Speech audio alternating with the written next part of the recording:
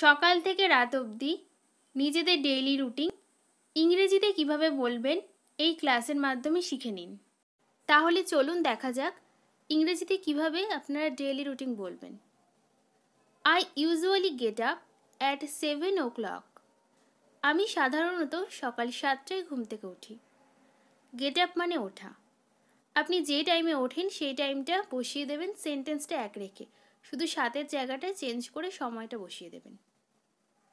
I stay in bed for about 5 minutes before I get up. ঘুম থেকে ওঠার আগে 5 মিনিট বিছানায় বসে থাকি। Then first thing I do is check my phone or make my bed. তারপর প্রথমেই আমি মোবাইল চেক করি অথবা বিছানা গোছাই। যে যেটা করেন সেটা বলবেন। Then I freshen up. তারপর আমি ফ্রেশ হই। এখানে আমি ব্রাশ করি এগুলো না ইউজ করে একবারে ফ্রেশন আপটা ইউজ করেছি। এর মানে আমি ব্রাশ করি বা যা যা করি সেগুলো। After that I have my breakfast around 8 AM. তারপর সকাল 8টার দিকে আমি ব্রেকফাস্ট করি। I leave my home at 9:30 for office. সকাল 9:30টার দিকে আমি অফিস যাবার জন্য বাড়ি থেকে বের হই। Then I take a bus, bike or car for office. তারপর আমি অফিস যাবার জন্য বাস, বাইক অথবা গাড়ি নিই। যে যেটা করে অফিস যান এই জায়গায় সেটা বসিয়ে দেবেন।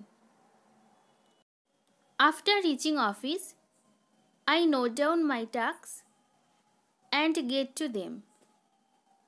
অফিস পৌঁছানোর পর আমি যে কাজগুলো করব সেগুলো লিখে নিই, তারপর করা শুরু করি। রিচ মানে পৌঁছানো। I leave office at 5 PM.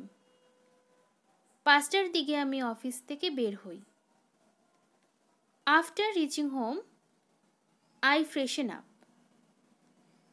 বাড়ি পৌঁছানোর পর আমি ফ্রেশ হই। Then I have evening tea with my family around 7:30 PM. তারপর সন্ধ্যা 7:30টার দিকে আমার পরিবারের সবার সাথে বসে চা খাই। After having tea I usually make some calls and check messages. চা খাবার পর আমি সাধারণত কিছু কল করি ও মেসেজগুলো চেক করি। I usually have my dinner at 10 PM.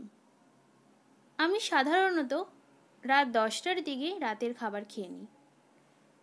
Before going to sleep I watch TV for 30 minutes. ঘুমোতে যাওয়ার আগে আমি 30 মিনিট টিভি দেখি। After watching TV I hit the bed around 11 PM. TV দেখার পর আমি 11টার দিকে ঘুমোতে যাই। হিট দ্য বেড মানে ঘুমোতে যাওয়া, আর হিট দ্য বেড একটা face. That's all about my daily routine. এটাই হলো আমার ডেইলি রুটিন। আশা করি এবার আপনারা ইন্টারভিউতে গিয়ে অনায়াসেই নিজেদের ডেইলি রুটিন বলতে পারবেন। ক্লাসটি ভালো লাগলে অবশ্যই লাইক, কমেন্ট, শেয়ার, আর যারা এখনও পর্যন্ত সাবস্ক্রাইব করেননি সাবস্ক্রাইব করে নেবেন। ক্লাসটি দেখার জন্য অসংখ্য ধন্যবাদ। ভালো থাকবেন, সুস্থ থাকবেন।